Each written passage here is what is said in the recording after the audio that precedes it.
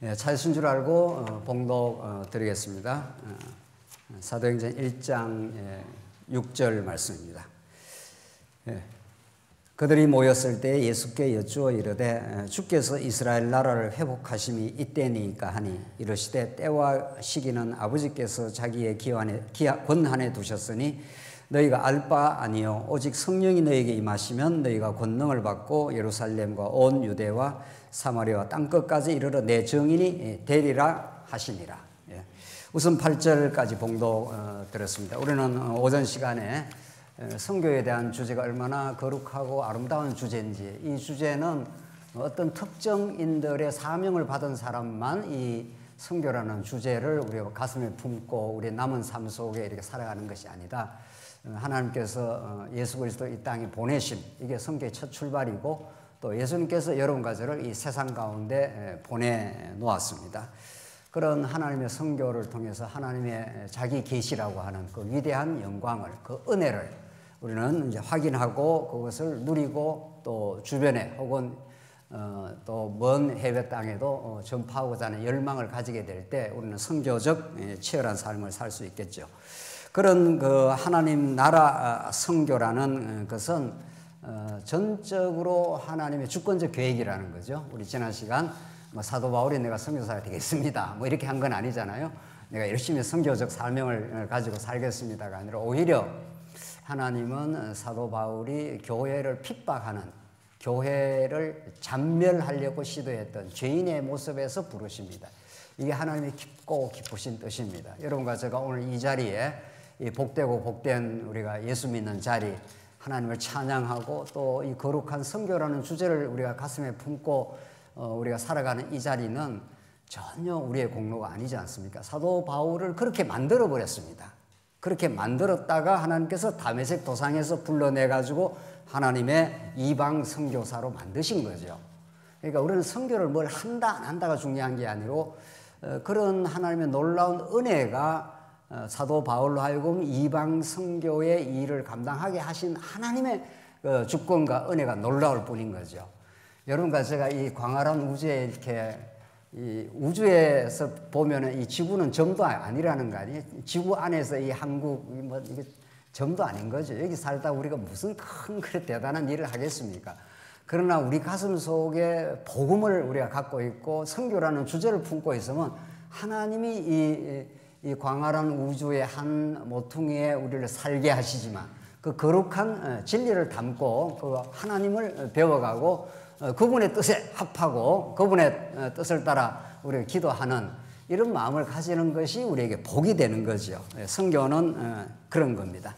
우리 지난 시간 이제 창세기 1장 28절에 하나님이 선교를 행하신다는 거죠. 어떻게? 복을 주어 하나님 나라를 이 땅에 당신이 펼쳐가겠다. 이렇게 하나님께서 이제 하신 하나님은 이제 신약 시대, 이제 4페이지에 신약 시대에 오면은 이제 신약 전부를 우리는 새 언약의 성취라 하지 않습니까? 구약이 옛 언약이고 우리 신약이 이제 새 언약이니까 이제 새 언약의 성취로 예수님이 오신 겁니다. 그래서 예수님이 오셔가지고 예수님 그야말로 1호 선교사니까 그래서 마가복음 1장 14절에 보면 요한이 잡힌 후 예수께서 갈릴리에 오셔서 하나님의 복음을 전파하여 이르시되 때가 찼고 하나님의 나라가 가까이 왔으니 회개하고 복음을 믿으라 하시더라. 예수님이 하신 말씀입니다.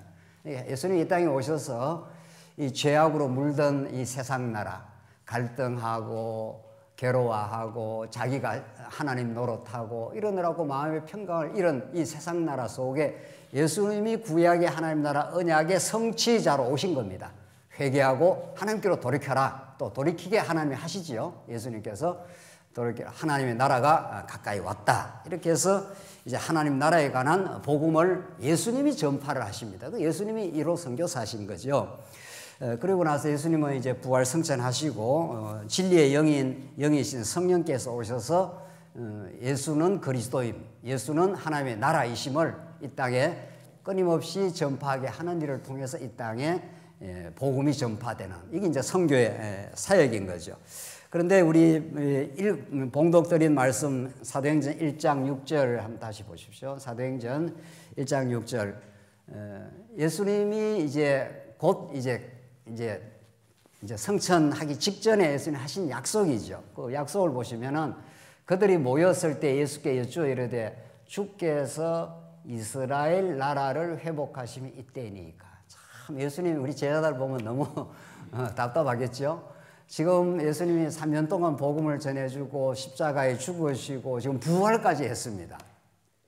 그러니까 죽으시고 이게 예수님 다 도망쳤지 않습니까? 제자들이 다 갈릴리바로 다 도망치고 예수님 또 찾아가시기까지 했죠. 너가 나를 사랑하느냐 이렇게 3번까지 물어가지고 다짐을 하고 다짐을 해서 너가 나를 사랑하는 존재가 아니고 내가 너를 사랑해 이걸 이제 해서 이제 다 가르쳐 줬습니다. 하나님의 복음을 다 가르쳐 이제 부활을 하셨고 성천하기 직전에 이제 제자들이 모였을 때 예수님께 다시 묻는 겁니다. 묻는데 뭐라고 그럽니까? 주께서 이스라엘 나라를 회복하심이 이때니까. 이런 질문을 정말 기가 막히고 뭐가 막힌다고요? 참 예수님은 정말 이 인간들이 이거 언제라 깨닫겠나 이래 싶은 거죠. 지금 부활했다 내가. 이 땅에 죄악을 이기고 하나님 나라가 이 땅에 지금 도래했다. 신령한 나라가 이 땅에 지금부터 이제 펼쳐져 나갈 거다. 이렇게 하는데 제자들은 여전히 이스라엘 나라에 집중이 되어 있는 거죠.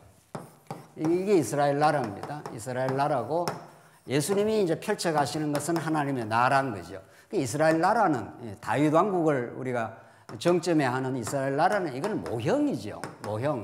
모형이고 그림자이기 때문에 예수님이 진짜 하나님 나라를 이룰 것에 대한 모형이고 그림자를 하나님께 구약에 보여줬을 뿐인데 제자들은 예수님이 하신 말씀이 전혀 납득이 안 됩니다. 신령한 하나님 나라 이런 것들이 보지도 못하고 깨닫지도 못하고 있습니다. 지금까지도. 그래서 예수님께 하시는 말씀이 그러니까 이스라엘 나라를 건설하고 싶은 겁니다. 다윗 같은 강력한 군사적인 정치적인 그런 나라를 건설해서 로마를 다 때로 눕히고 자기들이 이 땅에 힘을 쓰는 나라 이런 나라를 펼쳐가고 싶은 거죠. 그러니까 예수님 하시는 말씀이 때와 시기는 아버지께서 자기의 권한에 두셨으니 너희가 알 바 아니요. 너희는 그거 알 이유가 없는 사람들이다. 이제는 이스라엘 나라를 회복하는 게 아니고 이 땅에 신령한 하나님의 나라, 우리 교회가 신령한 하나님의 나라 아닙니까? 여기에 통치자가 예수 그리스도 한 분밖에 없지 않습니까? 머리 대신 그리스도에 다 우리가 지체가 되어서 지체라는 것으로 연결되어 있기 때문에 서로가 서로를 섬기고 사랑하는 나라입니다. 이런 나라. 그런 나라를 세상 나라는 결코 꿈꿀 수도 없고 만들 수도 없죠. 누구라도 그런 하나님 나라는 만들 수가 없습니다. 그러니까 세상 나라를 자꾸 이제 이루고 싶은 거죠. 그래서 예수님께서 너희 알 바 아니야. 오직 성령이 너에게 임하시면 너희가 권능을 받고 예루살렘과 온 유대와 사마리아와 땅끝까지 이르러 내 정인이 되리라. 이제 내 정인이 되어서 복음이 전파되면은 이 땅에 하나님 나라인 교회가 세워져. 그게 예루살렘 교회고 그리고 나서 사마리아 유대와 사마리아 안디옥 교회고 빌립보 교회고 마침내 로마 교회까지 그래 가는 거죠. 그리고 장안조항교가 있고 또 인도가 있고 몽골이 있고 중국이 있고 뭐 그런 거죠. 이렇게 하나님께서 약속한 대로 그리스도를 머리로 하는 그의 통치를 받기를 원하는 그리고 그리스도의 종이 되기를 바라는 내가 주인 노릇을 하지 않기를 바라는 이런 하나님의 나라를 하나님께서 이루시겠다. 그래서 그 밑에 성령의 사역은 신비의 진리를 새기는 새 언약의 성취입니다. 우리 고린도후서 3장 6절 읽겠습니다. 그가 또한 우리를 새 언약의 일꾼 되기에 만족하게 하셨으니 사도 바울이 자기 고백입니다. 그가 우리를 새 언약의 일꾼 되기에 만족하게 하셨다. 새 언약이 뭡니까? 예레미야에서 나오고 에스겔에서 나오는데 이스라엘 백성에게 아무리 거룩한 율법을 줘도 이스라엘 백성들은 죄인이기 때문에 아담 타락 이후에 모든 인생이 우리가 다 죄인이기 때문에 이 하나님 나라를 볼 수가 없습니다. 이걸 스스로가 만들어낼 수가 없습니다. 그러니까 제자들도 지금 육신의 나라에 거기에 한정이 되어 있지 않습니까? 그래서 성령이 오셔서 아무리 거룩한 법을 지켜라 해도 이 죄인이 이걸 감당을 할 수가 없습니다. 하나님의 율법은 거룩한 겁니다. 하나님을 사랑하고 이웃을 자기 몸처럼 사랑하는 게 율법의 대강령입니다. 율법은 너무도 거룩한 거예요. 그런데 그것을 지키기에는 그것을 감당하기에는 인간은 아무 능력이 없습니다. 전혀 능력이 없습니다. 인간은 아담 타락 이후 태어나서 하나님을 사랑하고 이웃을 내 몸처럼 사랑하는 게 아니라 자기를 사랑합니다. 그러니까 하나님도 자기를 위해서 이용을 해 먹습니다. 그걸 우상이라고 합니다. 이스라엘 백성들이 십계명을 하나님께서 다 받았지 않습니까? 그들이 뭐 했습니까? 모세가 십계명과 율법을 받으러 간 사이에 이스라엘 백성들이 한 일이 뭐죠? 금송아지 만들라고. 이 금송아지가 우리를 애굽에서 건져낸 신이다. 그러니까 이스라엘 백성만 그런 우상을 섬기는 게 아닙니다. 오늘날 모든 사람이 다 돈을 신으로 섬깁니다. 이게 자본주의 사회입니다. 물론 우리 예수 믿는 사람들은 이게 이제 신이 아니구나. 이것이 우리의 삶의 하나님 주시는 도구일 뿐이다. 이렇게 깨닫게 되지만은 깨달아도 여전히 우리 옛사람은 돈이 신처럼 그렇게 중요합니다. 자, 이걸 어떻게 이 마음의 변화가 생겨야, 그러니까 마음이 예수께로 끌려가야 되는데 마음이 작동을 안 하면 어떤 것도 가능하지 않습니다. 그래서 새 언약은 우리 마음비에다가 하나님을 알고 하나님을 사랑하는 마음을 심겨준다 그럽니다. 여러분들 자녀들이 마음에 있습니까? 우리 권사님들한테 물어봐야죠. 권사님 마음에 자녀가 있죠. 저 해외에 가 있죠. 해외에 가 있어도 마음에 자녀가 있으면은 어디에 있든지 무엇을 하든지 그 자녀를 위해서 뭐 합니까? 기도하겠죠. 그렇죠? 기도 안 하시나요? 기도하겠죠. 그러니까 마음에 있으면은 뭐라도 합니다. 근데 문제는 마음에 진리가 담겨 있지 않으면 그 귓전에 마음에 들리고 진리가 마음에 들어와 있지 않으면 진리 따라 살 수가 없습니다. 그렇겠죠? 그러니까 새 언약이라는 것은 성령이 우리 진리를 하나님을 사랑하고 이웃을 사랑하는 것이 우리 마음에 들어오는 겁니다. 그럼 마음이 변하기 시작하면 무엇을 해도 하나님을 위해서 살고 싶습니다. 무엇을 해도. 그러니까 하나님을 사랑한다는 또 이웃을 사랑하는 거니까. 그러니까 마음에 자식 사랑하는 마음이 있는 사람은 어제 제 어머니 좋은 일이 있어갖고 잠깐 이렇게 지방을 갔다 왔는데 우리 친척 한 분이 그렇게 이야기해요. 자기는 자식을 위해서 살다가 자기는 건강이 별로 썩 좋지 않는데 자식을 위해 살다가 죽어도 상관이 없대요. 정말 대단한 신앙이에요. 대단한. 그래서 정말 이거는 자식이 신이 이런 신이 없습니다. 자기는 자식을 위해 살다 죽어도 상관없대. 자식이 우상인 겁니다. 예.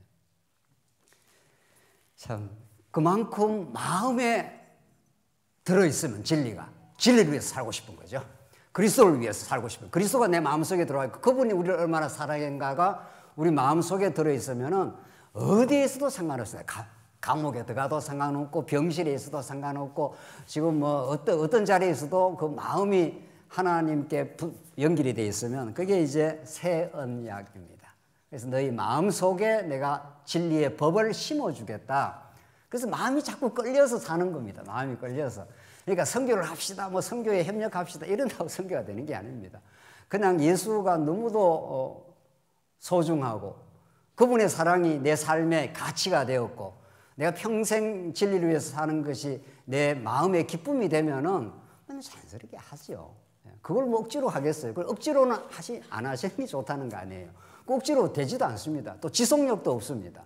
그래서 중요한 것은 새 언약이 그렇게 역사합니다. 세 번째, 하나님의 선교의 실제 과정입니다. 새 언약의 성취로서 성령 하나님의 사역인데 진짜 이제 그러면 새 언약이 성취되면은 어떻게 우리 안에 하나님 나라와 진리를 위한 선교적 삶이 가능한가? 이게 십자가와 자기 부인의 복된 길이라고 합니다. 5페이지 한번 봅시다.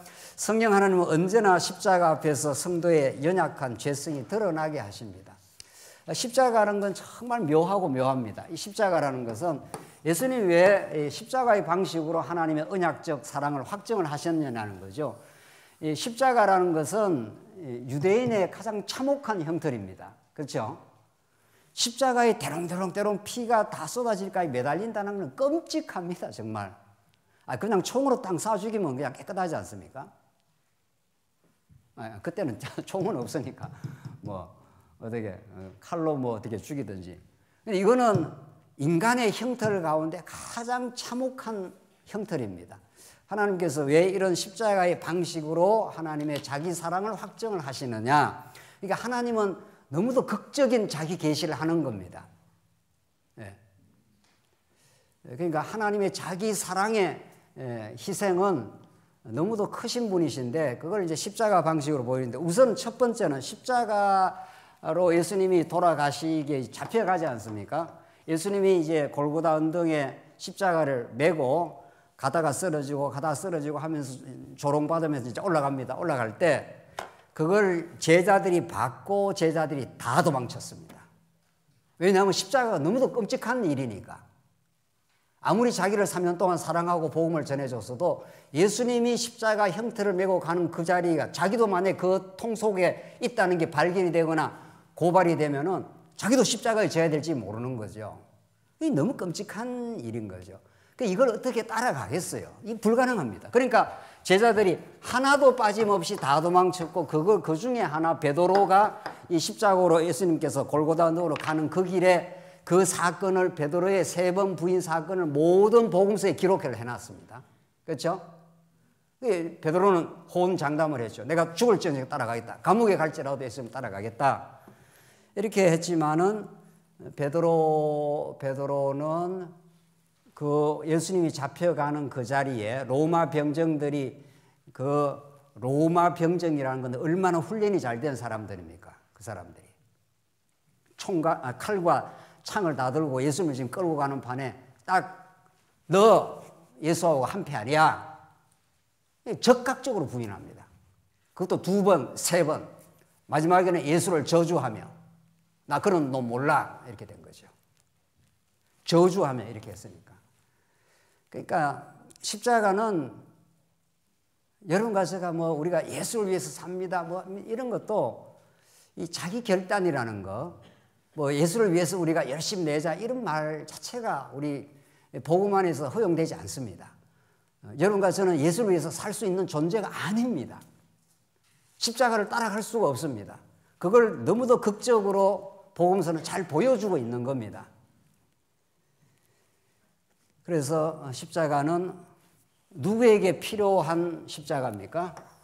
다 예수님을 떠났고 십자가의 이 스승이 지금 가장 위기에 몰려서 가고 있는데 가장 다 도망쳐버린 거죠. 그게 인간의 죄성입니다. 그걸 십자가는 드러내는 겁니다. 그리고 예수님이 부활하셔서 찾아가시는 거죠. 너희들은 나를 버렸어도 날 정면에서 나를 버렸어. 그 예수님이 딱 봤지 않습니까? 베드로가 3번 부인했을 때 성경에서 예수님 얼굴을 봤다고 돼 있죠. 눈이 마주친 거죠. 그래서 베드로가 꼬꾸라진 겁니다. 닭이 울고 내가 뭐 따라간다고 내가 뭐 열심히 있다고 그게 다 자기 유익이 있으니까 예수님을 따라다닌 겁니다. 오병이의 기적을 행해주고 먹이고 하니까 다 자기한테 유익하니까 따라간 거죠. 자기한테 불리하다 싶으면 적각 도망칩니다. 적각 배반합니다. 이게 인간이고 그 인간을 하나님이 사랑하시는 거죠. 그래서 십자가 앞에 우리가 다 나가면은 다 우리는 도망칠 사람들입니다. 다 자기 유익을 찾아 자기 길을 갈 사람들입니다. 그래서 십자가는 우리의 모든 연약성, 죄성을 드러내는 자리입니다. 그 십자가를 피할 길이 없습니다. 우리가. 그러니까 십자가가 만약에 없으면 그러면 인간이 이제 뭔가 한다고 생각하는 거죠. 내가 이만큼 할 수 있다, 내가 의롭다, 내가 능력이 있다 그런데 십자가로 한번 가봐 이렇게 되는 거죠. 그래서 모든 인간의 근본적인 죄성이 폭로되는 자리입니다. 2번째, 그 십자가에서 예수님이 흘리신 피로만 우리가 의롭다함을 얻습니다. 다른 길이 없습니다. 유월절 어린 양의 피로만 이스라엘 백성들이 400년 종살이에서 빠져나올 수가 있습니다. 이 크고 놀라운 하나님의 은혜 말이죠. 어쩌다 우리는 이렇게 예수를 믿고 의롭다함을 얻고 하나님의 자녀가 되었느냐? 우리에게서 아무런 공로를 찾을 수가 없습니다. 그러면 이제 우리가 그의 피로 말미암아 의롭다함을 받았으니 더욱 그로 말미암아 진노에서 구원을 받을 것이니 로마서 5장 39절입니다.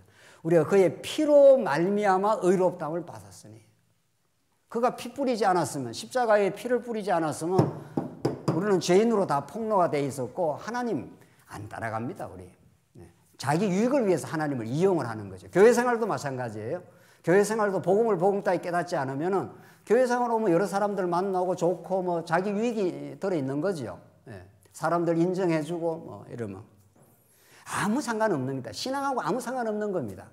진짜 순수한 신앙은 십자가 앞에 서봐야 그 실체가 드러나게 되어 있습니다. 우리는 다 죄악된 존재였고 그의 피로 말미암아서 의롭다함을 받습니다. 그거밖에 없습니다. 우리 신앙. 거기서부터 우리의 순수한 신앙의 바탕이 형성이 되고 그 예수를 만난 사람 하나님을 여호와로 찬양하게 될 거예요. 그래서 새 언약의 성취로서의 성령의 선교회는 십자가만 자랑하게 되어 있습니다. 아무도 여러분 가지고 자기를 자랑할 수가 없습니다. 자기 의를 자랑할 수가 없습니다. 갈라디아 6장 14절입니다. 그러나 내게는 우리 주 예수 그리스도의 십자가 외에 결코 자랑할 것이 없으니 이렇게 되어 있습니다. 십자가 외에 결코 자랑할 것이 없어요. 이게 사도 바울의 고백이고 수많은 교회, 수많은 성경을 기록했던 사도 바울, 누가 봐도 가장 많은 일을 했던 사도 바울은 자기 자랑거리가 없습니다. 다 배설물이야 이렇게 말하는 거죠. 내가 이전에 뭔가 좀 있었던 것들 이거 다 배설물이라 이렇게 말했지 않습니까? 이게 여러분과 저의 행복한 고백입니다. 여러분과 제가 예수를 진짜 믿는다면, 예수의 십자가를 사랑한다면, 하나님의 언약의 성취이신 그 놀라운 그 역사와 우리를 지금 통치하고 계심을 깨닫는다면은 사도 바울의 고백처럼 우리 주 예수 그리스도의 십자가 외에 결코, 사도 바울이 결코라는 말을 붙이는 것은 결단코 없다는 이 말입니다. 어떤 것도. 그때 우리는 가장 하나님을 찬양하게 될 겁니다. 내 안에 조금이라도 뭐가 있다고 생각하면 그만큼 하나님 찬양 안 할 겁니다. 그렇죠? 천국 가면은 100% 무한대로 찬양하게 될 겁니다, 우리가. 그래서 천국이 좋은 곳입니다. 우리 부모님이 최고 이렇게 하는 자식은 가장 행복한 사람이죠. 우리 선생님이 최고 이렇게 하는 사람은 그 학생이 가장 행복한 사람이 되겠죠. 내가 잘났어 이런 사람은 그 사람 행복하지 않습니다. 자기 잘난 맛에 사느라고 자기한테 집중되어 있느라고 그런 거죠. 자, 그래서 십자가의 복음 안에 자기 부정이 일어나고 아들을 믿는 믿음 안에 살게 하십니다. 갈라디아서 2장 20절 보겠습니다. 내가 그리스도와 함께 십자가에 못 박혔나니, 예수님이 십자가에 못 박힐 때 우리는 지금 21세기에 살고 있는데 예수님이 2000년 전에 못 박힐 때 오늘 사도 바울이 뭐라고 그럽니까? 내가 그리스도와 함께 어떻게 해요? 십자가에 못 박혔나니. 언제 못 박혔습니까, 여러분이? 여러분이 언제 박혔어요? 안 박혔잖아요, 지금. 손이 쌩쌩한데? 이거는 육신적인 이야기고, 영적으로, 진리적으로 말하면 예수님이 십자가 못 박힐 때 우리도 어떻게 해요? 같이 못 박혔습니다. 영적으로 말하면, 진리적으로 말하면 그렇게 박혔다고 믿는 겁니다. 그 십자가에 못 박혔다는 건 죽었다 이 말 아닙니까? 예수님이 죽으실 때 우리도 함께 어떻게 해요? 죽었어요. 영적으로는. 그래서 우리가 함께 죽고 영적으로 함께 살아났습니다. 우리가. 그래서 이 육신을 가지고 사는 것은 하나의 이게 삶에 그냥 하나님이 주신 육신의 도구일 뿐입니다. 이게 우리의 삶의 이제는 가치가 아닙니다. 이걸 돋보이게 하고 이걸 뭐 빛과 번쩍하게 하고 이거 빛과 번쩍하게 하느라고 좋은 옷 입고 좋은 집에 살고 좋은 차 타고, 무슨 차가 좋습니까? 물어봐야 되네. 무슨 차가 제일 좋은 차지요? 비싼 차. 그런 거 타면 빛과 번쩍해지는 겁니까? 그거는 그때마다 여건 따라서 타면 되는 거죠. 뭐 여건 따라서. 그게 우리의 삶의 가치가 아니라는 거죠. 그거 믿습니까? 그런 거는 그냥 그때마다 뭐 주시는 여건 따라서 조금 더 뭐 약간 비싼 걸 사든지. 그러니까 그런 게 가치가 아닙니다. 왜? 십자가에 못 박혔기 때문에. 막 죽어버렸습니다. 이게 아직은 안 믿어지면 내가 죽고 예수가 사는 길인데 그때라야 우리는 마음의 자유, 기쁨이 있습니다. 그래서 그런즉 이제는 내가 사는 것이 아니요 오직 내 안에 그리스도께서 사신 것이라. 그렇게 본문이 그렇게 말하지 않습니까? 이제는 내가 사는 게 아닙니다. 이제 내가 육체 가운데 사는 것은 나를 사랑하사 나를 위하여 자기 자신을 버리신 하나님의 아들을 믿는 믿음 안에서 사는 것이라. 예수가 최고입니다. 예수의 가치가 영원합니다. 나는 당신 한 분으로 충분하고 만족합니다. 그런 거죠. 이게 우리가 성경신학 하는데 이게 이론으로 머리에 동동동동 굴러다니는 건지 안 그러면 우리의 신비의 세계에서 예수가 우리의 전부인지 이제 이게 문제죠. 예수가 전부인 사람은 그것으로 충분합니다. 충분합니다. 부족한 게 없는 겁니다. 육신적으로는 돈도 부족하고 이것도 부족하고 저것도 부족할 수가 있죠. 그 부족하다는 기준도 틀린 거지만은 자기가 기준을 높여놓으니까 부족한 거지만은 예수를 어떻게 해야 잘 믿습니까? 예수를 어떻게 해야 정말 믿고 마음의 평안과 천국을 누리냐고요. 예수와 함께 죽고 함께 살아났다고 믿으면 모든 게 완전합니다. 모든 게 충분한 겁니다. 내 타락한 기준이 자꾸 부족하다 없다 이렇게 하고 있을 뿐입니다. 그래서 약함 속에 강하신 그리스도를 증거하는데 바울의 새 언약 복음의 진수입니다. 이게 고린도 후서로 이제 가면은 고린도 후서 12장 9절입니다. 나에게 이르시기를 내 은혜가 내게 족하도다. 이는 내 능력이 약한 데서 온전하여 짐이라. 그러므로 도리어 기뻐함으로 나의 여러 약한 것에 대하여 자랑하리니. 세상에 약한 것을 자랑하는 사람이 어디 있습니까? 모든 세상 사람은 여러분과 저를 포함해서 우리가 예수 믿기 전에 예수 믿어도 아직 육체의 소욕에 사로잡혀 있으면 전부 강한 것을 자랑하고 싶지 않습니까? 그렇죠? 내 잘난 거, 내 좋은 무슨 배경, 내 사회적인 지위, 내 재력 이걸 자랑하고 싶죠. 그러니까 나이 들어서 자꾸 건강이 약해지고 힘들어지면은 사람 앞에 서는 것도 자꾸 두렵다는 거 아니에요? 약해지니까. 정말 그렇습니까? 우리 연세 많으신 우리 장로님들, 권사님들 인생의 가치가 쪼그라들었습니까? 전혀 그렇지 않습니다. 오늘 본문은 나의 여러 약한 것에 대하여 자랑하리니 사도 바울은 자기 약한 걸 드러내겠다는 거예요. 왜? 이런 그리스도의 능력이 내게 머물게 하려 함이라. 내가 약해야 하나님의 능력이 머물고 역사를 하니까. 내가 강해버리면 하나님이 역사를 네가 해봐 그러겠죠. 하나님은 그렇게 하십니다. 탕자가 아버지 돈 내놓으세요. 내 능력으로 살겠습니다. 그러니까 나가봐. 살아봐.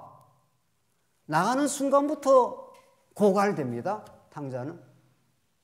그래서 우리 하나님 앞에 믿음으로 산다는 건 그냥 내가 약합니다. 나는 그래 능력이 있는 사람이 아닙니다. 근데 하나님이 능력이 많으시네요. 그렇게 되는 거죠. 하나님 능력이 많아서 지금까지 살게 하셨네요. 하나님 능력 많으신 하나님께서 일을 하시겠네요. 이런 거죠.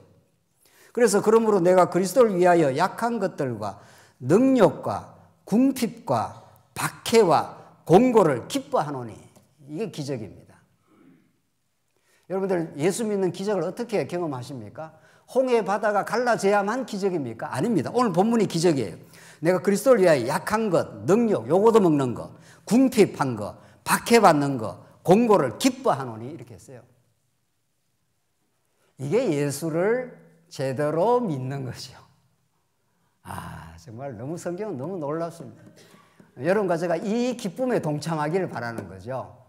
예, 월급 올라간 거, 어떻게 된 거, 그게 우리의 영원한 기쁨이 될 수 없고, 오늘 본문은 그리스도를 위하여 약한 것, 능력, 궁핍, 박해, 공고를 기뻐하니 이는 내가 약한 그때의 강함이라. 이게 바울 복음의 진수입니다. 바울을 통해서 하나님께서 십자가 복음의 진수가 이렇게 증거되고 있습니다. 이게 전파되는 걸 우리는 선교라고 합니다. 그렇죠? 선교는 우리 업적과 우리의 무슨 성과가 아닙니다. 우리가 또 행하는 것도 아닙니다. 선교는 강한 걸 드러내고자 하는 이 세상 나라, 그 세상 나라에 살고 괴로워하는 수많은 하나님의 택한 백성들, 강하지 못해서 말이죠. 그들에게 십자가가 얼마나 영원한 생명인지, 십자가를 통해서 확정된 하나님 나라 복음이 얼마나 영광스러운지, 하나님 여호와가 얼마나 살아계시고 우리를 지금도 붙들고 계시는지, 그분 한 분으로 충분하고 만족한 삶이 이미 이루어졌는지 이런 뜻입니다. 그걸 모르니까 계속 괴로워하는 수많은 사람들에게 그 복음을 전해주는 겁니다. 괜찮습니다. 지금 이대로 살아도 충분합니다. 그러니까 바울을 그렇게 약하게 만들어버렸습니다. 병도 있게 만들어버리고 두들겨 맞게 만들어버리고 그 좋은 배경들 다 날아가게 만들어버렸고, 그러나 바울은 지치질 않습니다. 늘 감사가 있습니다. 내가 약한 것을 기뻐하겠다 이렇게 해버립니다. 바울을 세상이 감당을 못한다 그럽니다. 그러니까 믿음은 믿음의 사람을 세상이 감당을 못한다 그럽니다. 오늘 우리 오후에 참석한 우리 사랑하는 성도님들이 오늘 바울이 증거한 이 십자가를 통해서 확정된 약함 속에 드러난 하나님의 강하심, 그 놀라운 은혜, 그것이 우리 마음속에 정착이 되어버린다면 얼마나 우리 교회야말로 든든한 교회가 되겠죠. 그렇죠. 이걸 우리가 풍성하고 든든한 하나님의 나라 교회라고 합니다. 이론 달달달달 알아서 이론을 자랑하고 싶은 마음은 너무 약한 그게 진짜 약한 거죠. 그러나 예수의 강하심을 믿고 자기 뭐 약한 것도 괜찮아, 만약에 그런 사람이 있다면 자기 뭐 부족하면 부족한 대로 살지 뭐, 이렇게 평안을 누릴 수 있다면은 정말 그게 기쁨입니다. 가정과 교회가 천국으로 바뀌는 것은 오직 성령의 권능에 의해서 새 언약의 성취 사건입니다. 죄인의 자기 주장이 그리스도 영광 앞에서 자기 부인이 될 때, 그때 가정도 천국이 되고 교회도 천국이 됩니다. 나 아무것도 아니야. 당신 뜻대로 하시죠. 나는 뭐 그렇게 주장할 게 별로 없고 하나님께서 알아서 하시겠죠. 이렇게 부부가 그런다면, 우리 교회에서 그런다면은 그게 천국이 그렇게 이루어집니다. 선교의 정인, 너희들이 복음의 정인 가는 게 영어로 마트인데, 그 원래 뜻은 순교자 이런 뜻입니다. 순교라는 건 꼭 무슨 목 베어서 죽는 것만 순교가 아니라 우리 자아가 십자가에서 죽는 걸 참된 순교라고 합니다. 그러니까 여러분과 저는 날마다 죽습니다. 날마다 죽고 날마다 살아납니다. 날마다 삽니다. 이 기쁨, 그것이 선교의 여정들입니다. 사도 바울은 정말 많은 걸 누릴 수 있는 사람인데 그게 별거 아니었구나, 이걸 깨닫고 고난은서로 뛰어들었고 또 그렇게 기쁨을 누리고 살았습니다. 여러분과 저에게 정말 천국의 기쁨이 여러분과 저의 삶의 현장에서, 이제 무슨 이론 듣는 자리가 아니라 삶의 현장에서 진정으로 누려지기를 바랍니다. 마지막 이제 가겠습니다. 선교와 교회의 관련성입니다. 교회의 존립 목적은 진리를 수호하고 전파하는, 이거 뭐 너무도 당연한 명제죠. 만약 그렇다면 교회가 진리를 수호하고 전파하는 일이 교회 존립 목적과 이유라면은 이 점에서 선교는 세워진 교회의 핵심적인 일이 되겠죠. 그러니까 선교는 뭐 우리가 해야 된다, 말아야 된다 이런 말이 성립 안 하는 말입니다. 선택사항이 아니기 때문에 더 근본적으로 말하면 선교는 교회 탄생의 기초입니다. 이거 오전 시간에도 말씀드렸죠. 130년 전에 한국에 교회가 있습니까? 없습니까? 없습니다. 130년 전에는 한국에 교회가 없다니까요. 그러니까 미국에서, 카나다에서, 호주에서 그 꽃다운 나이에 한국으로 와서 풍토병에 죽기도 하고 성경 전달해주고 쪽보분 같은 거 전달해줘서 그래서 한국 교회가 시작이 된 겁니다. 여러분 어떤지 모르겠지만 저는 미국 선교사를 제가 학교 졸업할 때 만나고 그분이 나한테 울어주고 기도해주고 그래서 복음을 전해줬습니다. 저는 그거 잊을 수가 없습니다. 저는 그 후에 물론 성경신학이라는 체계적인 복음을 들어서 기쁨을 얻기도 했지만은 원초적으로 그 선교사님을 제가 안 만났으면 저는 지금 망가진 인생이 됐을 겁니다. 예수를 안 믿었으면 얼마나 자기 자랑에 길들여져 있고 또 되면 되는 대로 안 되면 안 되는 대로 망가진 인생이 돼 있었을 겁니다. 지금 나이쯤 되면은. 근데 그 선교사님이 저를 위해서 그렇게 기도를 해주고 그 어둔한 한국말로 말이죠. 우리 김형제는 예수를 믿어야 된다고. 그래서 제가 예수를 믿었습니다. 그래서 그분한테 조금이라도 마음에 감사함을 표시하려고 그게 40년 전이니까. 그러니까 100방울 알아봤는데 아마도 돌아가셨거나 아마도 뭐 그럴 것입니다. 이 정도의 전달을 왔습니다. 천국에서 만날 겁니다. 네. 그 기쁨을 우리는 잊을 수가 없습니다. 그분이 여기 와서 한국 땅에 와서 복음을 안 전해줬으면 나라는 인생이 얼마나 헤매고 방황하고 망가지고 그렇게 살았을까. 그래서 또 뭐 목사까지 된 거 아니에요? 네. 그래서 복음을 전하고 있지 않습니까? 또 누군가가 인도가 되든 뭐 중국이 되든 누군가의 복음이 전파되면 그 사람이 변하면 그 사람이 또 새로운 역사를, 하나님의 역사를 만들어 가겠죠. 그러니까 선교 없는 교회가 없습니다. 교회 없는 선교도 없습니다. 또 교회가 선교를 하기도 하고 선교의 역사를 통해서 교회가 탄생을 하기도 했습니다. 그래서 성경에 의하면 선교가 먼저 있고 교회가 뒤따라 나옵니다. 바울이 복음을 전파하는 선교 여정이 빌립보 교회, 에베소 교회를 만들어냈죠. 그래서 130년 전 선교사가 이 땅에 오기 전에는 한국 교회는 없습니다. 사도행전에 사도들의 선교적 정언과 선교 여행이 없었다면 소아시아, 마게도냐 반도, 로마의 교회가 출현할 수 없습니다. 우리는 너무도 많은 사랑의 빚을 졌고 또 계기가 되면 우리는 그 일에 감당을 하게 될 것입니다. 그렇죠? 그러니까 선교라는 개념이 없으면 좁은 의미의 교회에 매몰이 되어버리는 거죠. 그 교회라는 것은 포괄적으로 하나님 나라로 보면 하나님께서 그렇게 일하시고 계셨고 지금 교회가 탄생했고 교회가 지금 다시 우리가 그런 선교의 꿈을 꾸고 있는 거 아니겠습니까? 그렇죠? 이 가슴 떨리는, 이 설레는 이 복음의 나눔, 또 복음에 누린 사람이 또 나누지 않겠습니까? 그래서 선교에 대한 참 몇 가지, 한 3가지 오해, 우리 오전 시간에도 잠깐 말했지만 정리하고 이제 결론을 짓겠습니다. 해외에 가서 선교한다는 건 너무 맞는 말이죠. 해외에 선교사님을 보내서 선교하는 것도 맞는 말이죠. 그러나 하나님이 여러분과 저를 보낸 자리가 선교입니다. 해외에만 가서 선교하는, 조선족 성도가 너무 많이 들어와 있습니다, 한국에. 오늘도 우리가 들었지만은 조선족 목사님 지금 말씀을 듣고 오히려 한국에서 지금 공부를 하고 중국을 오히려 거꾸로 가려고 하지 않습니까? 그러니까 꼭 해외에만 가서 선교하는 게 아닙니다. 해외 가서도 선교할 수 있지만 국내에서도 할 수 있고 인터넷으로도 할 수 있고 뭐 얼마든지 지금은 세상이 많이 바뀌었습니다. 근본적으로 하나님이 보내신 모든 삶의 자리가 선교지라는 그걸 꼭 기억하길 바랍니다. 바울에게는 감옥도 여러분과 저의 병실도 하나님이 보내신 자리입니다. 그렇죠?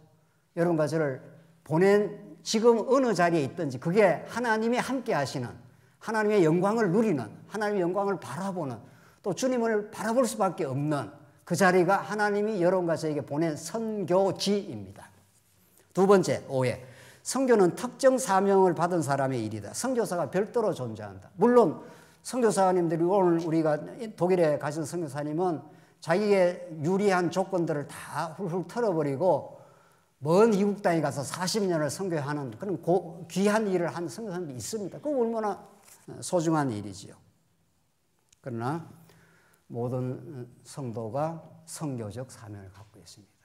나는 뭐 이렇게 목사님처럼 체계적으로 말씀을 전하지를 못하는데 상관없습니다.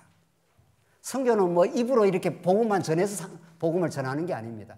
여러분이 가 있는 직장과 현장에서 하나님을 누리고 감사하게 살아가는 그 사람에게는 이미 영적 기운이 다릅니다.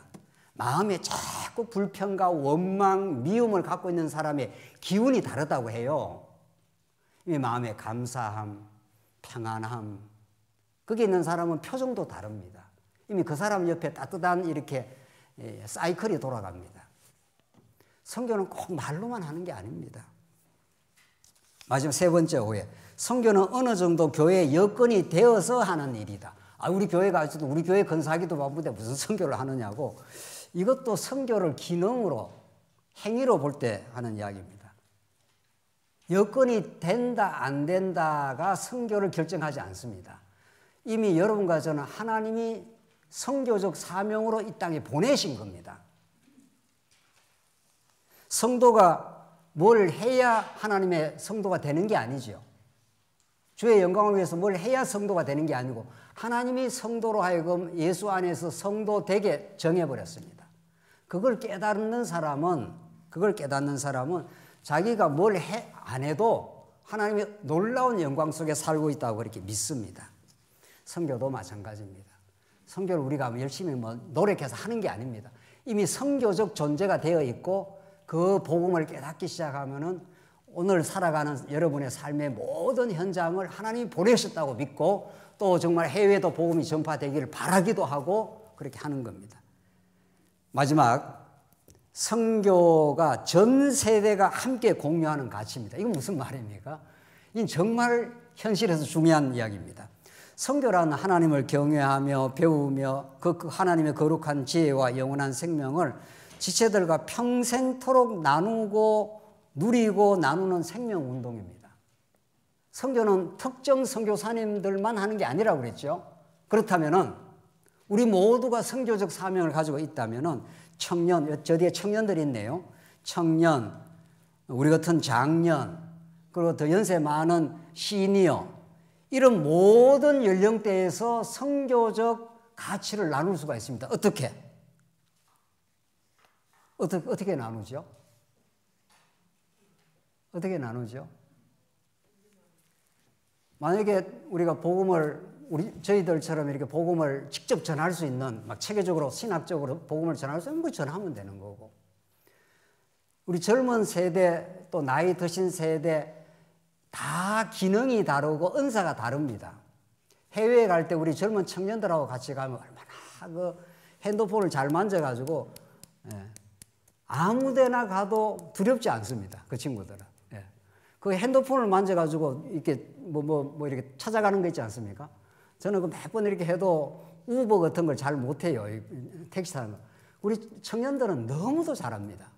그러니까 핸드폰 하나만 딱 쥐면은 그걸로 장착되어 있으면 해외 어디든지 나도 상관없어요. 우리 연세 많은 우리 시니어 세대들은 정말 직접 나가지를 못해도 기도할 수 있고, 또 오늘처럼 선교 보고를 듣고 같이 행복해하고, 또 같이 후원할 수 있으면 같이 후원하고, 그래서 그 복음의 나눔을 젊을 때, 중년 때, 나이 많아서 선교를, 진리를 나눈다고 하는 그 뜻을 가슴에 품기만 하면은 언제나 행복합니다. 그래서 우리 젊은 세대도 자꾸 격려를 하고, 직접 할 수 있는 사람은 하고, 또 우리 나이 드신 분들은 그 소식을 듣고 같이 박수치고 응원하고 후원하고 같이 하나님의 거룩한 지혜를 우리 나누기로 하자. 이러면 세대 통합이 일어납니다. 이 거룩한 주제에는 어떤 세대도 상관없이 다 그게 의미가 있는 겁니다. 연세 많은 우리 시니어들이 세상을 살면서 많은 지혜를 얻었지 않습니까? 그런 것들을 품고 있지 마시고 우리 젊은 세대에 나누어 주시고, 또 그렇게 선교적으로 살아가면은 우리 교회가 이 하나님 나라의 선교라고 하는 이 주제로 모든 세대는 그것을, 거기에 공감 안 되는 세대는 없습니다. 그렇죠? 복음을 나누고 누린다는데 거기에 대해서 반대하거나 그걸 안 하겠다, 이런 우리 영혼은 없잖아요. 우리 여건만큼, 하나님 주시는 여건만큼 그 마음으로 그렇게 선교적 공동체가 교회가 된다면은 전 세대가 이런 공감이 가능합니다. 어떤 주제를 가지고도 전 세대가 공감하는 주제는 없습니다, 이 땅에. 젊은 사람이 좋아하는 건 늙은 사람이 싫어하고, 늙은 연세 드신 분이 좋아하는 건 젊은 사람들이 싫어합니다. 그러나 거룩한 하나님의 지혜를 나누는 이 일, 이 선교적 주제는 누가 들어도 마음에 공감이 되고 누가 들어도 가슴이 울리고 저렇게 복음이 전파되면 좋겠는데, 인도에 있는 우리 청년들도 이 말씀 듣고 참 길을 찾았으면 좋겠는데, 중국에 있는 목회자들도 이 말씀 듣고 성도들을 잘 섬기면 좋겠는데, 그게 여러분과 저의 기도가 될 것입니다.